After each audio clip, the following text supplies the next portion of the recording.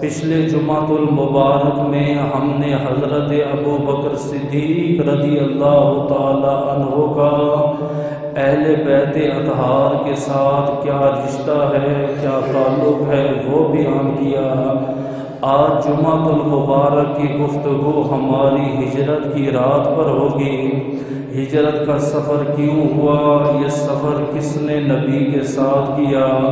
اس سے پہلے میں اللہ کی بارگاہ میں یہ دعا کروں گا کہ اللہ پاک مجھے حق بیان کرنے کی، آپ کو سننے کی اور اس پر عمل کرنے کی توفیق عطا فرمائے۔ اللہ قرآن پاک میں ارشاد فرماتا ہے، ثانی اثنین اذ ہما فی الغار اذ یقول لصاحبہ، دو میں سے دوسرا جب وہ اپنے ساتھی سے فرما رہے تھے، لا تحزن، آپ غم نہ کریں، ان اللہ معانا، بے شک اللہ ہمارے ساتھ ہے۔ قرآن کی 15 آیتیں وہ ہیں جس میں صرف اور صرف اللہ پاک نے صدیق اکبر کی شان کا ذکر فرمایا، لیکن قرآن کی بعض آیتیں ایسی ہیں جو منسوخ ہیں، بعض ایسی آیتیں ہیں جو تلاوتاً تو موجود ہیں لیکن حکماً منسوخ ہیں۔ لیکن جو میں نے قرآن کریم کی آیت مقدسہ پڑھی ہے، ثانی اثنین اذ ہما فی الغار، یہ تلاوتاً بھی موجود ہے اور حکماً بھی موجود ہے۔ ایک اس میں مضاف ہے، دوسرا مضاف الیہ ہے، اور اس کا مرجع جو ہے وہ ثانی ہے۔ اب اس آیت پہ آپ نے غور کرنا ہے کہ اللہ ارشاد فرماتے ہیں، ثانی اثنین اذ ہما فی الغار، دو میں سے دوسرا کہنے لگا، کس سے کہنے لگا؟ اپنے صاحب سے۔ دوسرے کے لیے پہلا ہونا ضروری ہے۔ میں مثال دیتا ہوں، آپ نے کہا یہ کام دوسرے نے کیا، مجھے نہیں پتا، اس کا دوسرے کو پتا ہوگا۔ میں فلاں جگہ گیا، مجھے وہاں پہ دوسرا نظر آیا، تو جب دوسرے کا ذکر ہوگا، دوسرے کے لیے پہلے کا ہونا ضروری ہے۔ قرآن ارشاد فرماتا ہے، دو میں سے دوسرا، اے اللہ دوسرا کون؟ یعنی پہلا کون تھا تے دوسرا کون ہے؟ اللہ ارشاد فرماتا ہے، ایک خدا کا محبوب تھا، دوسرا میرے مصطفیٰ کا محبوب تھا۔ ایک نبیوں کا سردار ہے، دوسرا نبی کی امت کا سردار ہے۔ ایک اللہ کے نبی ہیں، دوسرے سیدنا صدیق اکبر رضی اللہ تعالی عنہ ہیں۔ آپ قرآن پاک کا مطالعہ فرما کر دیکھیں، اللہ پاک نے اس قرآن میں اصحاب کہف کا ذکر کیا، لیکن اصحاب کہف کی تعداد کے بارے میں آج بھی اختلاف ہے۔ بعض کہتے ہیں سیقولون ثلاثۃ ورابعہم کلبہم، وہ 3 آدمی تھے اور چوتھا جو ہے وہ ان کا کتا تھا۔ بعض کہتے ہیں سیقولون خمسۃ وسادسہم کلبہم، وہ 5 آدمی تھے اور چھٹا جو تھا وہ ان کا کتا تھا۔ رجمن بالغیب، اللہ قرآن میں ارشاد فرماتا ہے یہ اٹکل بچوں کی باتیں ہیں، یعنی تحقیق نہیں ہے۔ بعض نے کہا وہ 3 تھے، چوتھا ان کا کتا تھا۔ بعض نے کہا وہ 5 تھے، چھٹا ان کا کتا تھا۔ بعض نے کہا کہ وہ 7 تھے، 8واں ان کا کتا تھا۔ آگے اللہ ارشاد فرماتا ہے کہ اللہ ہی بہتر جانتا ہے کہ ان کی تعداد کتنی تھی، وہ تعداد میں کتنے تھے، وہ گنتی میں کتنے تھے۔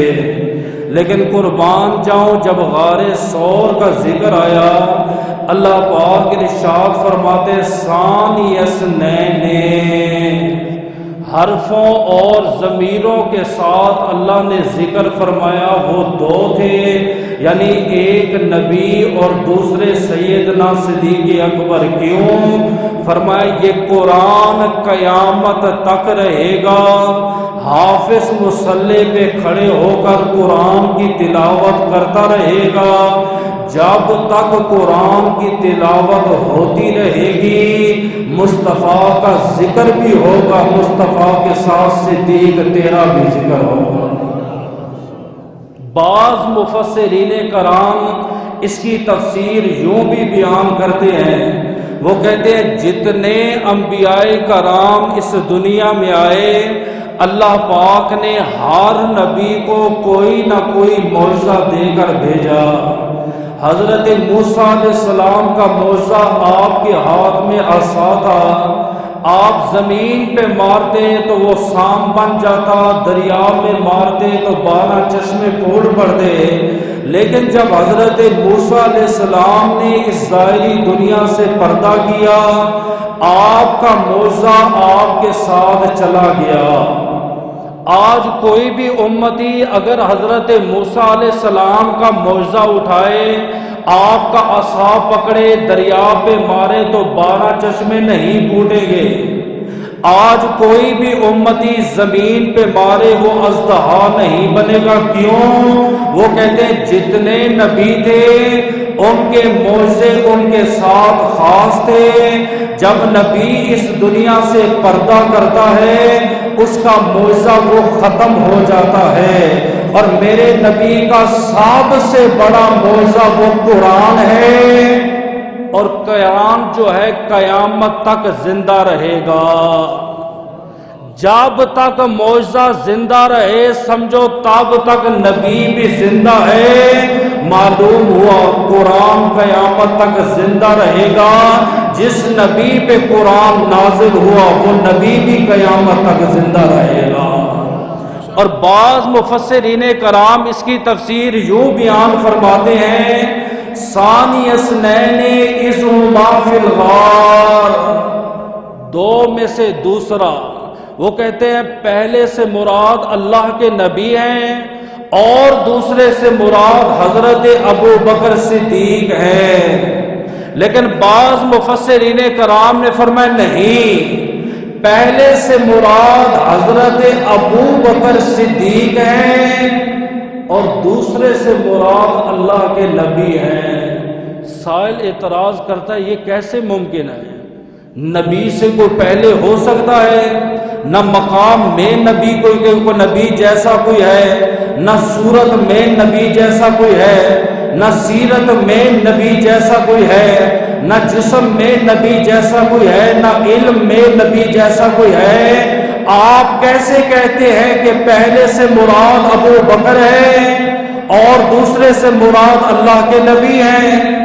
مفسرین کرام نے اس کا جواب دیا، وہ کہتے یہاں مقام اور مرتبے کا ذکر نہیں ہو رہا، یہاں بات ہو رہی ہے وفا کی، یہاں بات ہو رہی ہے جان قربان کرنے کی، یہاں بات ہو رہی ہے مال قربان کرنے کی۔ ہم مانتے ہیں کہ علم میں نبی جیسا کوئی نہیں ہے، لیکن وفا میں صدیق جیسا کوئی نہیں ہے، جان قربان کرنے میں صدیق اکبر جیسا کوئی نہیں، مال قربان کرنے میں صدیق جیسا کوئی نہیں، اور نبی کو سمجھنے میں صدیق اکبر جیسا کوئی نہیں۔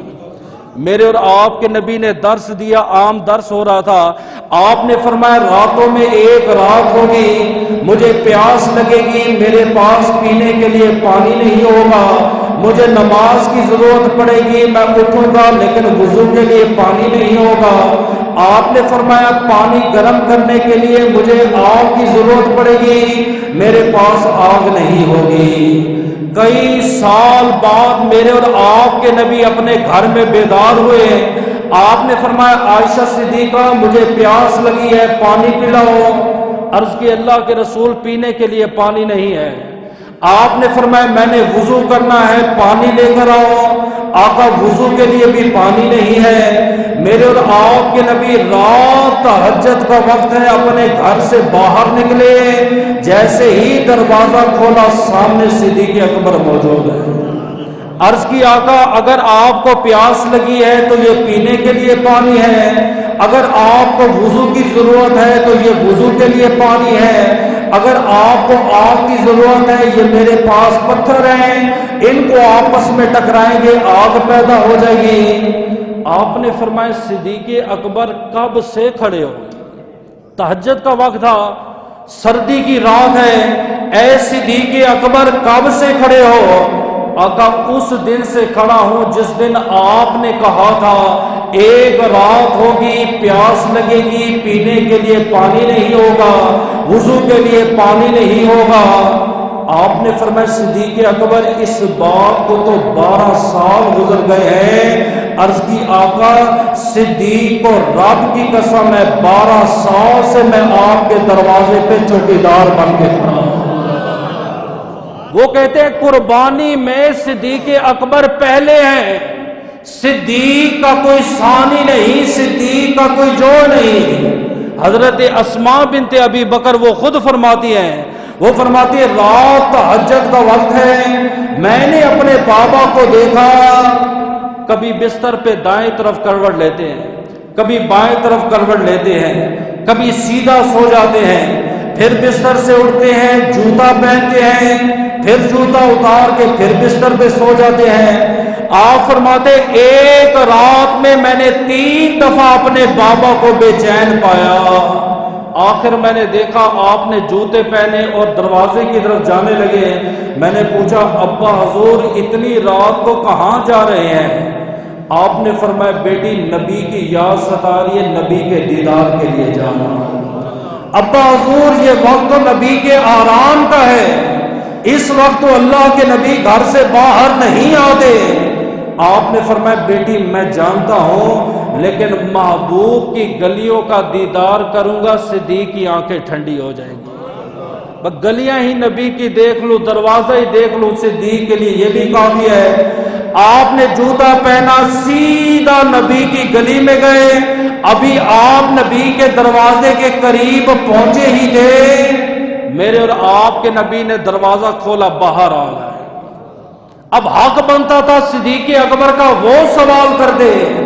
میرے اور آپ کے نبی نے فرمایا اے ابو بکر صدیق کیسے آنا ہوا؟ عرض کی آقا بستر پہ بے چین تھا، ادھر کروٹ لیتا ادھر کروٹ لیتا، آپ کے دیدار کے لیے بے چین تھا، آپ کا دیدار کرنے کے لیے آیا ہوں۔ آقا آپ اس ٹائم تو باہر نہیں آتے، آپ کا یہاں پہ آنا کیسے ہوا؟ آپ نے فرمایا صدیق تو اپنے بستر پہ بے چین تھا، میں نبی اپنے بستر پہ بے چین تھا، تو میرا دیدار کرنے آیا ہے، میں محمد تجھے اپنا دیدار کروانے آیا۔ وہ کہتے ہیں یہاں بات ہے وفا کی، جان نثاری کی، کہ وفا میں صدیق اکبر پہلے ہیں، ثانی اثنین سے مراد پہلے ابو بکر ہیں اور دوسرے اللہ کے نبی ہیں۔ اب یہاں پہ پھر اعتراض ہوتا ہے، وہ کہتے ہیں یہ بتاؤ کہ غار ثور افضل ہے کہ غار ہرا افضل ہے؟ غار ہرا وہ غار تھی جس غار میں قرآن کی پہلی وحی اقرا نازل ہوئی۔ غار ہرا میں 2 تھے، ایک فرشتوں کا امام تھا، دوسرا جو ہے رسولوں کا نبیوں کا امام تھا، اور غار ثور میں بھی 2 تھے، ایک نبیوں کا امام ہے، دوسرا صحابہ کا امام ہے۔ اب بتاؤ غار ہرا افضل ہے کہ غار ثور افضل ہے؟ عاشق نے جواب دیا، اس نے کہا تو ایک غار ہرا کی بات کرتا ہے، ہزاروں غار ہرا مل کرنا غار ثور کے ایک پتھر کے برابر نہیں، ہزاروں غار ہرا غار ثور کے ایک پتھر کے برابر بھی نہیں۔ انہوں نے کہا دلیل؟ یہاں جبریل بھی ہے، نبی بھی ہے، وہاں تو ابو بکر ہے، نبی ہے۔ فرمایا غار ہرا میں جبریل نے نبی کا ساتھ دیا، نبی کو کندھوں پہ نہیں اٹھایا، اور غار ثور وہ ہے جو 5000 فٹ کی بلندی پر ابو بکر نے نبی کو کندھوں پہ بٹھا کے غار ثور پار کر دیا۔ لہذا ہزاروں غار ہرا سے غار ثور جو ہے وہ افضل ہے۔ تو اللہ ارشاد فرماتا ہے ثانی اثنین اذ ہما فی الغار، جب وہ دونوں غار میں تھے، اس سے مراد جان قربان کرنے میں ابو بکر پہلے۔ وہ کیسے؟ وہ کہتے ہیں جب اللہ کے نبی کو غار ثور کے نیچے اتارا، عرض کی آقا آپ یہاں پہ ٹھہرے، میں اوپر جاتا ہوں، غار کو صاف کروں گا، پاک کروں گا، کوئی موذی دمی جانور ہوگا وہ مجھے ڈس لے تاکہ آپ کی جان کو اذیت نہ ہو۔ میرے اور آپ کے نبی نے فرمایا صدیق اس طرح تو تیری جان چلی جائے گی۔ آقا میری جان جاتی ہے جائے لیکن میرے نبی کی جان پر آنچ نہ آئے۔ اور مولا علی شیر خدا سے سوال ہوا، خود سب سے بڑے بہادر ہیں، اے علی آپ بتاؤ کہ تمام صحابہ میں سب سے بڑا بہادر کون ہے؟ 1.25 لاکھ نبی کے صحابہ ہیں اور پوچھا اس سے جا رہا ہے جو سب سے بہادر ہے، اے علی آپ بتاؤ۔ سارے کہتے ہیں علی بہادر ہے، آپ بتاؤ آپ کی نظر میں سب سے بڑا بہادر کون ہے؟ فرمایا میری نگاہ میں سب سے بڑا بہادر ابو بکر ہے۔ کہا دلیل؟ کہا جتنی بھی اسلام کے لیے جنگیں ہوئی ہیں، ایک صحابی کے ہاتھ میں ڈال ہوتی، دوسرے ہاتھ میں تلوار ہوتی، اپنا دفاع بھی کرتا، تلوار سے وار بھی کرتا۔ رب کعبہ کی قسم ہے ابو بکر صدیق کو ہم نے دیکھا آپ لڑنے نہ جاتے بلکہ مصطفیٰ کے سینے کے سامنے کھڑے رہتے۔ کیوں؟ ہر کافر کی، ہر مشرک کی یہ خواہش تھی کسی طریقے سے میں نبی کو شہید کروں۔ صدیق اپنا سینہ تان کے کھڑے ہو جاتے تھے، فرمایا صدیق کی جان حاضر ہے لیکن نبی کی جان کو اذیت نہ ہو۔ فرمایا یہ سب سے بہادر ہے۔ تو اللہ ارشاد فرماتا ہے، اب غور کرنا، ثانی اثنین اذ ہما فی الغار، دو میں سے دوسرا وہ کیا؟ اذ یقول لصاحبہ، وہ اپنے صاحب سے فرما رہا تھا۔ صاحب نے پھر سوال کر دیا، بھئی اے اللہ تو کہہ دیتا اذ یقول لخلیلہ، وہ اپنے خلیل سے کہہ رہا تھا، اذ یقول لحبیبہ، وہ اپنے حبیب سے کہہ رہا تھا، اذ یقول لجلیلہ، وہ اپنے جلیل سے کہہ رہا تھا، اذ یقول لرفیقہ، وہ اپنے رفیق سے کہہ رہا تھا۔ لیکن اے اللہ تو نے وہاں پہ صاحب ہی کا ذکر کیا، کیوں؟ فرمایا باقی جتنے بھی عربی میں معنی نا، رفیق کا معنی بھی ساتھی ہے، جلیل کا معنی بھی ساتھی ہے، حبیب کا معنی بھی ساتھی ہے۔ اگر میں قرآن میں کہہ دیتا نا اذ یقول لرفیقہ، دنیا سمجھتی صدیق نبی کا ساتھی ہے، صدیق نبی کا ساتھی ہے۔ میں نے لفظ صاحب ہی لکھ کے دنیا کو بتا دیا صدیق نبی کا ساتھی بھی ہے، صدیق مصطفیٰ کا صحابی بھی ہے۔ ابھی بھی آپ کو نہیں سمجھا، میں پھر وضاحت کر، حضرت عمر کون ہے؟ وہ کہے گا نبی کا صحابی ہے۔ آپ کہیں دلیل کیا ہے؟ وہ کہیں گے حدیث پڑھ کے دیکھیں، حدیثوں میں ہے۔ عثمان کون ہے؟ نبی کا صحابی ہے، دلیل نبی کی حدیث کہتی ہے۔ علی کون ہے؟ صحابی ہے، دلیل نبی کی حدیث کہتی ہے۔ طلحہ، سعد و سعید جتنے بھی ہیں، کوفی بدری، ساروں کو ملائیں، 1.25 لاکھ نبی کے صحابی ہے، دلیل پوچھیں گے، ہر بندہ کہے گا نبی کی حدیث کہتی ہے، قرآن نہیں کہتا۔ حدیثوں میں ہے 1.25 لاکھ نبی کے صحابی ہیں، پورا قرآن اٹھا کر دیکھیں، ایک ابو بکر ہے جن کے صحابی ہونے کا ذکر رب کے قرآن میں بھی ہے، مصطفیٰ کی حدیث میں بھی ہے۔ اور یہی تو مسئلہ ہے، لوگوں کو پتہ نہیں، کہتے آپ نے فلاں کو کافر کہہ دیا، وہ کلمہ نہیں پڑھتا، فلاں کو آپ نے اسلام سے خارج کر دیا۔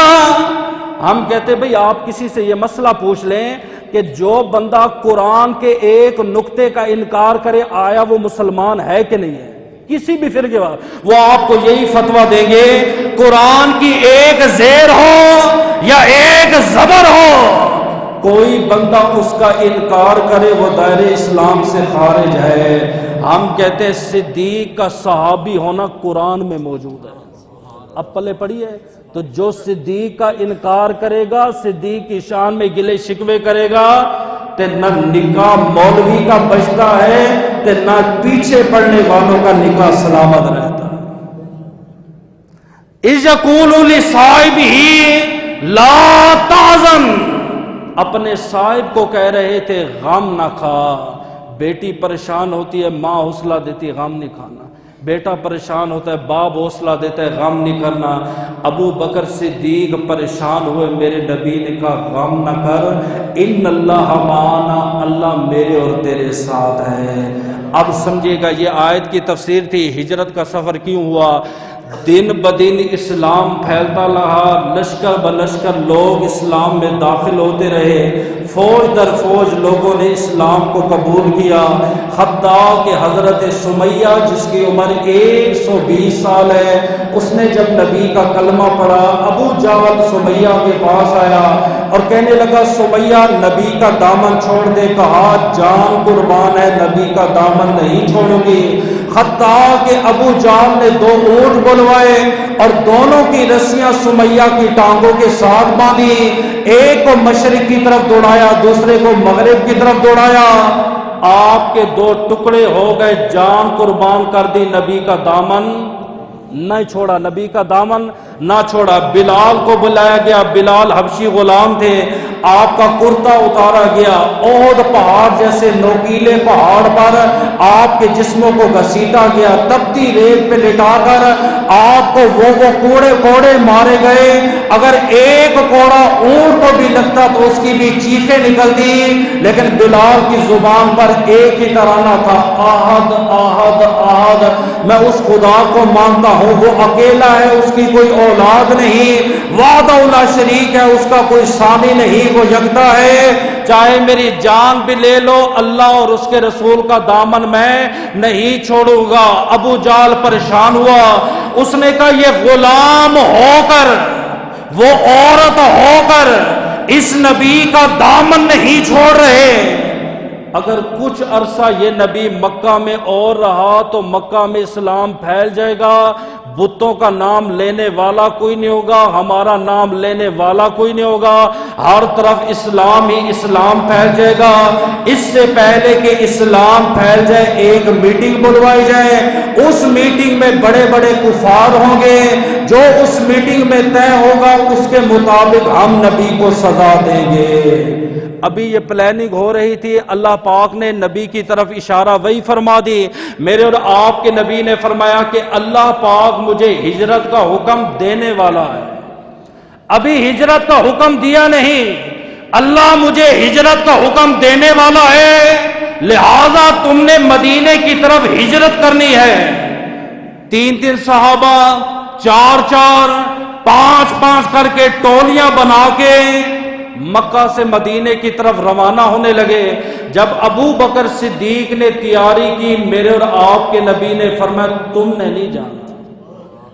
عرض کی آقا باقی تو سارے جا رہے ہیں، آپ نے فرمایا باقی سارے جا رہے ہیں، میں نے رات کو ایک دعا مانگی، کیا دعا ہے؟ اللہم جعلتا ابا بکر رفیقی فی الغار واجعلہ رفیقی فی الجنہ۔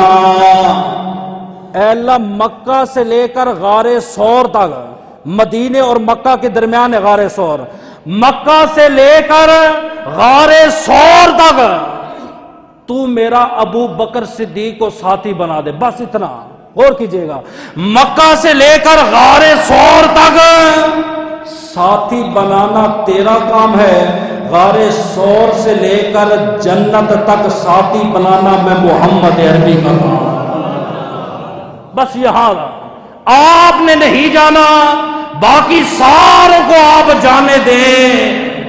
اب وہاں میٹنگ ہوئی اور میٹنگ میں یہ قانون بنایا، کیا فرمایا جو بھی آئے گا دار الندوہ میں آئے گا، اور دار الندوہ ان کے ایک میٹنگ روم تھا جس میں میٹنگ ہوتی تھی، اور یہ قید لگائی 40 سال سے کم عمر والا بندہ نہیں آئے گا۔ کفار بھی سمجھتے تھے کہ 35 سے جو 40 سال کی عمر ہوتی ہے اس میں آدمی میچور ہوتا ہے، سمجھدار ہوتا ہے، سلجھا ہوا ہوتا ہے۔ قید لگ گئی، میٹنگ شروع ہو گئی، سارے اندر آ گئے، دروازہ بند کر دیا، میں ممبر پہ بیٹھا ہوں، ممبر کی قسم اٹھاتا ہوں ایک نہیں 21 سے زائد کتابوں میں یہ حوالہ موجود ہے۔ اچانک دروازے پر دستک ہوئی، دربار نے پوچھا من دکل بابا، دروازے پر دستک دینے والا کون؟ اس نے کہا انا شیخ نجد، میں نجد سے ایک شیخ ہوں، ایک بزرگ ہوں، میرے لیے دروازہ کھولیں۔ اس کے لیے دروازہ کھولا گیا، سفید داڑھی، سفید امامہ شریف، ہاتھ میں لاٹھی ہے، کمر اس کی جھکی ہوئی ہے، چہرے پر اس کے سلوٹے ہیں۔ اس نے کہا میں نجد سے آیا ہوں، کہا اندر آنے کی اجازت نہیں۔ اور تمام علماء نے لکھا ہے آنے والا وہ شیطان تھا۔ آیا کس لباس میں؟ سفید امامہ بھی ہے، سفید داڑھی بھی ہے، سفید جبہ بھی ہے، ہاتھ میں لاٹھی بھی ہے۔ پتہ بتا رہا ہے کہ میں نجد سے آیا ہوں۔ کسی بزرگ کو دے کر دھوکہ مت کھانا۔ ہم بزرگوں کی بڑی عزت کرتے ہیں، ان کے پاؤں کی خاک کے برابر بھی نہیں، لیکن بزرگ وہ ہے جس کے سینے میں میرے مصطفیٰ کا ادب ہو۔ سمجھ آئی؟ بزرگ وہ ہے جس کے سینے میں میرے مصطفیٰ کا عشق ہو۔ بزرگ وہ ہے جو خدا اور خدا کے رسول کا فرما بردار ہو۔ تاش کے پتے پھینکنے والا، شادیوں پہ ناچنے والا، ڈھول بجانے والا، گھروں میں شور مچانے والا، محلے میں لڑائی ڈالنے والا، ایسے کو ہم بزرگ نہیں مانتے۔ اگر نئی دلیل تو میں ایک اور دے دیتا ہوں۔ حضرت امیر معاویہ تہجد اور بعض کہتے ہیں صبح کی نماز کے بڑے پابند تھے۔ ایک دن تہجد نماز رہ گئی، ساری رات روتے رہے۔ یہ تو بیان کرتے نا امیر معاویہ نے یوں کیا تھا، یوں کیا تھا، میں کہ کبھی یہ روایت تو بیان کرو نا، امت کو یہ بھی تو بتاؤ، دھوکہ تو نہ کرو۔ دوسرے دن آپ سوئے، رات تہجد کا وقت ہے، آپ کا کمرہ بھی بند ہے۔ اچانک ایک بزرگ نے کہا امیر معاویہ اٹھو، نماز کا ٹائم ہو گیا ہے۔ آپ اٹھے، آپ نے دیکھا کمرہ بند ہے، کمرے کو کنڈی لگی ہوئی ہے۔ آپ نے فرمایا بابا جی اندر کیسے آئے ہو؟ آپ ہو کون؟ اس نے کہا میں شیطان ہوں۔ آپ نے کہا شیطان کا کام ہے نماز سے روکنا، وہ تو نماز کے ٹائم انسان کو تھپکیاں دیتا ہے، انسان کے ٹانگیں دباتا ہے۔ رات بڑی لمبی ہے، سو جا، رات بڑی لمبی ہے، تو کیسا شیطان ہے مجھے اٹھانے آیا؟ اس نے کہا امیر معاویہ کل آپ کی نماز رہ گئی تھی، آپ اتنا روئے اتنا روئے، اللہ نے آپ کو ایک نماز کے بدلے 80,000 نمازوں کا ثواب عطا فرمایا۔ میں چاہتا ہوں کہ آج اٹھ کے نماز پڑھ لے، ایک کا ثواب ملے، 80,000 کا ثواب ملے۔ میں شیطان ہی ہوں، میں اپنا کام کر رہا ہوں۔ تے بعض دفعہ شیطان بزرگوں کا لبادہ اوڑھ کے آتا ہے۔ اس نے کہا میں نجد سے آیا ہوں۔ نجد کیا ہے؟ مسلم اٹھا کے دیکھیے، میرے اور آپ کے نبی نے دعا مانگی اللہم بارک فی شامنا، اے اللہ شام میں برکت عطا فرما، اللہم بارک فی یمننا، اے اللہ یمن میں بھی برکت عطا فرما۔ کچھ بندے کھڑے، انہوں نے کہا آقا ہمارے نجد کے لیے دعا کریں۔ میرے نبی نے چہرہ پھیر دیا، پھر کھڑے ہوئے، نبی نے چہرہ پھیر دیا، 3 مرتبہ سائل کھڑا ہوتا رہا اور 3 مرتبہ میرے نبی نے چہرہ پھیر دیا۔ آقا آپ دعا کیوں نہیں فرماتے؟ میرے نبی نے ایک جملہ کہا تھا، فرمایا ہنالک زنازیل شیطان والفتن، آپ نے فرمایا وہاں سے شیطان کے سینگ نکلیں گے، وہاں سے فتنے نکلیں گے، بظاہراً مسلمان ہوں گے، حقیقت میں محمد کے دین کے دشمن ہوں گے۔ آج بھی مدینہ منورہ کی تاریخ پڑھ کے دے، تو ہمیں کہتا ہے مکہ میں یہ نہیں ہوتا، مدینہ میں یہ نہیں ہوتا۔ ارے یہ تو آج کی حکومت ہے، ترکیوں کی حکومت پر، اس میں لکھا ہوا ہے ایک مؤذن مسجد نبوی میں آذان دیتا تھا، اور صرف آذان نہیں، آذان سے پہلے میرے نبی کی ذات پہ درود و سلام پڑھتا تھا۔ اسی نجد سے ایک آدمی پیدا ہوا، اس کا نام تھا عبد الوہاب نجدی، اور اس نے اس مؤذن کی گردن پہ خنجر چلایا تھا اور یہ کہا تھا کہ اگر اللہ نے مجھے طاقت دی، میرا اقتدار آیا، سب سے پہلے میں مصطفیٰ کے روزے کو گراؤں گا، یہاں معاذ اللہ شرک ہو رہا ہے۔ میرے نبی نے اپنی زندگی میں بتایا، آنے والا شیطان تھا، 21 کتابوں میں یہ حوالہ موجود ہے۔ اس نے کہا انا شیخ النجد، نہ کرن کہا نہ شام کہا، ہزاروں ملک تھے، اس نے کہا میں نجدی ہوں، میں نجد سے آیا ہوں۔ ان کو اجازت نہیں ہے، ان کو ابو جال کو کہو جس نبی کو شہید کرنے کا تم ارادہ رکھتے ہو میرا بھی وہی ارادہ ہے۔ انہوں نے دروازہ کھول دیا، بابا جی اندر آ گئے، لاٹھی رکھی، کرسی پہ بیٹھ گئے، میٹنگ شروع ہوئی۔ ایک آدمی نے کہا نبی کو جلا وطن کر دو، آپ کو رسیوں سے باندھا جائے، آپ کو پاگل اونٹنی پہ سوار کیا جائے اور اس اونٹنی کو مشرق کی طرف دوڑا دیا جائے۔ شیطان نے کہا ایسا نہ کرنا، ہے نجدی بزرگ، ایسا نہیں کرنا۔ انہوں نے کہا کیوں؟ فرمایا تمہیں اس نبی کا مقام اور مرتبہ نہیں پتا، میرا یہ دل کہتا ہے جس علاقے میں یہ جائے گا، جب یہ جائے گا سارے کافر ہوں گے، جب اس نبی کا قدم لگے گا سارا کا سارا ملک اسلام میں داخل ہو جائے گا۔ دوسرا کھڑا ہوا، اس نے کہا میرا ارادہ ہے نبی کو گھر میں قید کر لیا جائے، آپ کو کمرے میں بند کر دیا جائے۔ کہا ایسا بھی نہیں کرنا۔ انہوں نے کہا کیوں؟ کہا میرا یہ تجربہ ہے، اس سے پہلے ہم نے نبی کے غلام ابو بکر صدیق کو گھر میں بند کیا، جب ابو بکر صدیق گھر میں قرآن کی تلاوت کرتے، مسلمان تو درکنار کی بات رہی، کافروں کے بچے گلیوں میں کھڑے ہو کر صدیق کی زبان سے قرآن کو سنتے تھے۔ فرمایا وہ تو غلام تھا، یہ تو اس کا امام ہے، گھر میں نہیں بند کرنا۔ اگلا جملہ جو بڑا قابل غور ہے، دشمن ہے نبی کے دشمن، تعریف سننا۔ کہا نبی کو جو ہے جیل میں بند کر دیا جائے۔ اس نے کہا میرا دل کہتا ہے جیل میں بھی بند نہ کرو، کیونکہ اب کیا ہوگا؟ آخر جیل میں بند کرو گے کوئی نہ کوئی بندہ کھانا تو دینے جائے گا، کیونکہ ظاہری بات ہے قیدی کو کھانا تو دیا جاتا ہے۔ فرمایا جب جائے گا تمہارا ہوگا، جب واپس آئے گا کلمہ پڑھتا ہوا آئے گا۔ انہوں نے کہا حضرت آپ بزرگ ہیں، آپ کی سفید داڑھی مبارک ہے، آپ ہی مشورہ دیں کیا کرنا چاہیے۔ اور بعض روایتوں میں آتا ہے ابو جال نے کہا ایسا کرتے ہیں نہ اس نبی کو جلا وطن کریں گے، نہ گھر میں قید کریں گے، نہ اسے جیل میں بند کریں گے، اس نبی کو ہم شہید کریں گے۔ کہا ہاں تو نے ٹھیک مشورہ دیا، جب نبی شہید ہو جائے گا دین ختم ہو جائے گا، اسلام ختم ہو جائے گا۔ نبیوں کی شہادت پہ شیطان بڑا خوش ہوتا ہے۔ موسیٰ علیہ السلام، موسیٰ علیہ السلام طور پہ جا رہے ہیں، راستے میں ایک اور بزرگ ملا، رو رہا تھا۔ آپ نے پوچھا کیوں رو رہا ہے؟ اس نے کہا اللہ سے میری توبہ کی دعا کرے، اللہ معاف نہیں کرے۔ فرمایا معاف کر دے گا۔ کہا مجھے پہچانا نہیں؟ کہا میں شیطان ہوں۔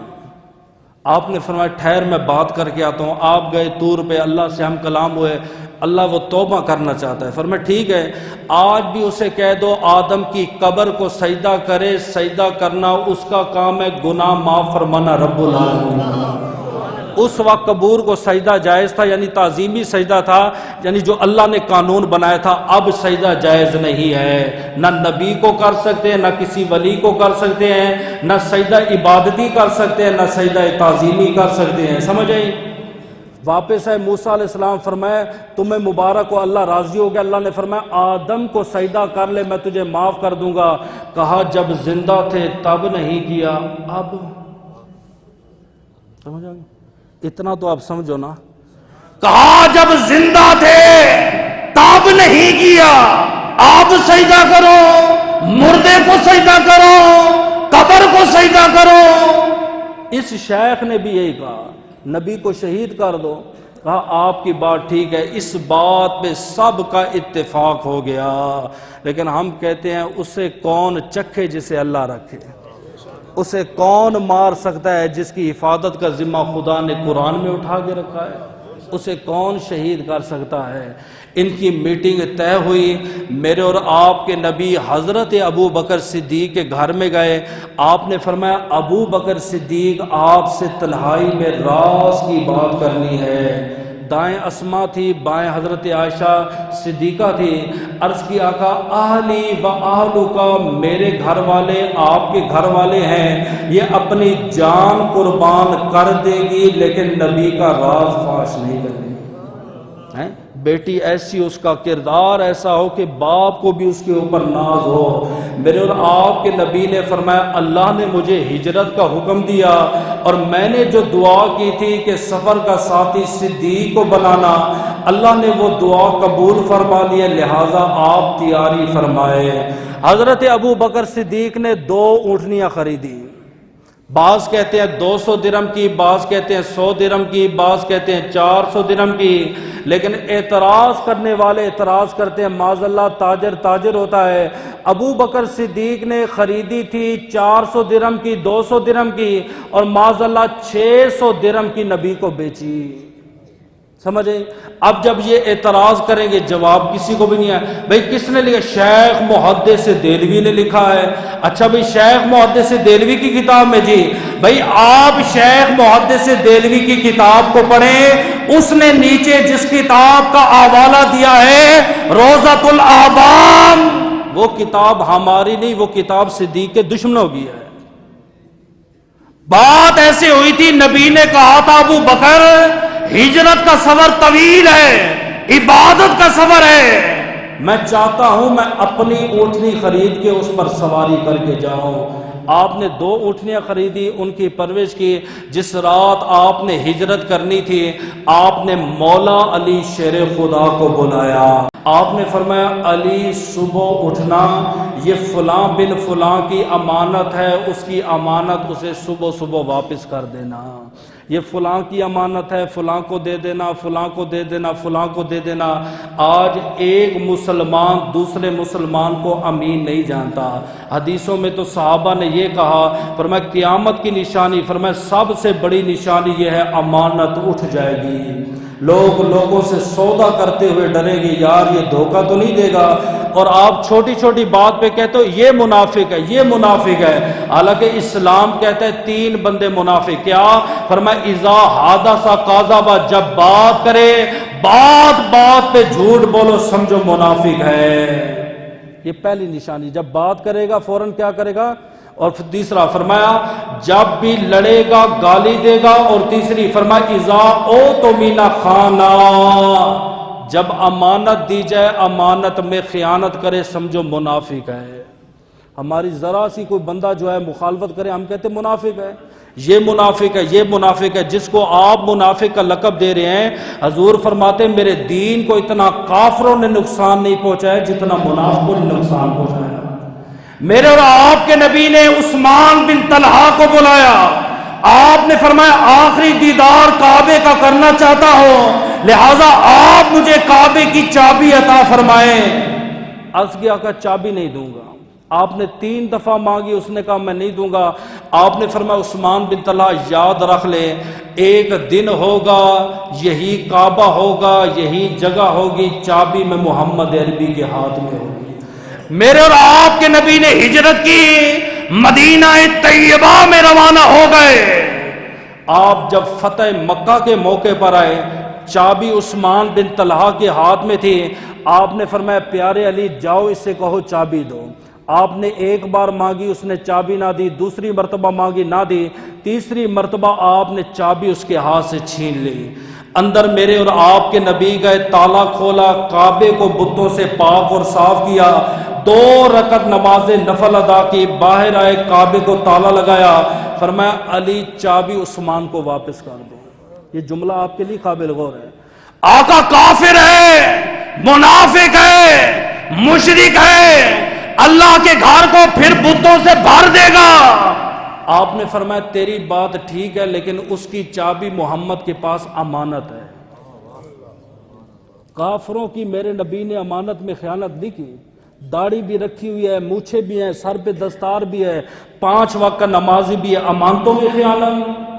کافر تھے، میرے نبی کے دشمن، ازلی دشمن تھے، چین کا سانس نے دیا، لیکن ان کا ایمان اور عقیدہ دیکھیں، کہا امانتیں رکھوانی عبداللہ کے بیٹے کے پاس رکھواؤ، آمنہ کے لال کے پاس۔ میرے نبی نے فرمایا علی صبح اٹھنا، فلاں فلاں کافر ہے، یہ امانتیں اس کو واپس لوٹا دینا۔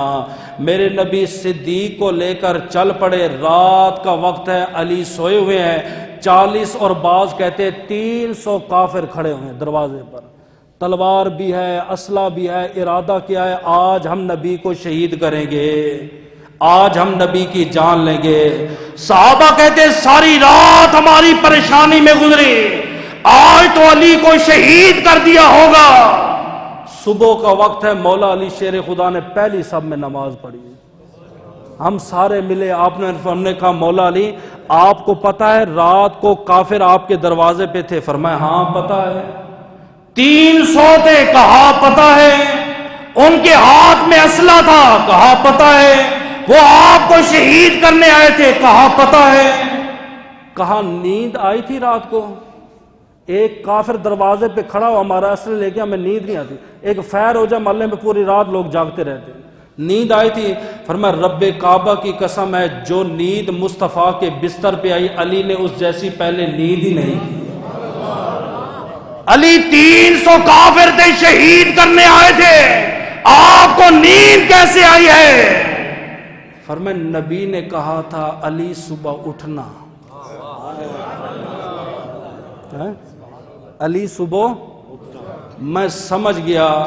فرمایا علی کو موت تو آئے گی، آج علی کو کوئی نہیں مار سکتا، مصطفیٰ گارنٹی دے گے علی صبح اٹھنا۔ تم کہتے ہو نبی کو اپنی زندگی حیات کا علم نہیں ہے، میرے نبی نے تو اپنے غلاموں کو بتا دیا ہے میرا یہ غلام صبح اٹھے گا، میرے اس غلام کے ساتھ فلاں معاملہ ہوگا، میرے اس غلام کے ساتھ فلاں معاملہ ہوگا۔ قرآن کہتا ہے کہ جب نبی اور ابو بکر گئے یہ کافر کھڑے تھے، یہ غائب نہیں تھے، یہ کھڑے تھے اور نبی ان کے درمیان میں سے نکل گئے، نظر نہیں آئے۔ وہاں پہ کنکری کا بھی ذکر ہے، میں وضاحت کروں گا، پھر کہیں گے دیکھیں جی مولوی ایسی ایسی باتیں کر رہے ہیں، حالانکہ قرآن کی آپ تفسیر میں دیکھیں، آپ نے ایک کنکری ماری، ایک مشت مٹی کی اٹھا کے ماری، نبی بھی گزر گئے، صدیق بھی گزر گئے، نظر نہ آئے۔ کہتے یار سنیو تم جو شعر پڑھتے ہو کہ نبی ہر محفل میں آتے ہیں، روحانی محفل میں آتے ہیں تو نظر تو نہیں آتے ہمیں، صحیح ہے نا؟ سوال تو ان کا بہتر ہے، نبی آتے ہیں نظر نہیں آتے، کبھی آج تک پاکستان میں دکھائی نہیں دیے۔ میں نے کہا جن کو کنکری لگ جائے نا، جن کو کنکریاں لگی ہیں ان کو نظر نہیں آتے۔ ہاں صدیق اور فاروق کی آنکھ تو لا دے، مصطفیٰ کا دیدار ہم تمہیں کرا دیں گے۔ آپ تو یہ کہتے مولانا روم کا ایک جملہ ہے، وہ فرماتے تم کہتے ہو نبی نظر نہیں آتے، فرمایا آنکھ جھپکنے کی دیر، جھپکنا کیا ہوتا ہے؟ فرمایا اے جو دو پلکیں ہیں یہ آپس میں جڑیں تے جدا ہوں، اتنی دیر مجھے اگر مصطفیٰ کا دیدار نہ ہو میں اپنے آپ کو مرتد سمجھتا ہوں۔ فرمایا وہ گھڑی نہیں، وہ لمحہ ہی نہیں جس لمحے میں مصطفیٰ کا دیدار نہ کرتا رہا ہوں۔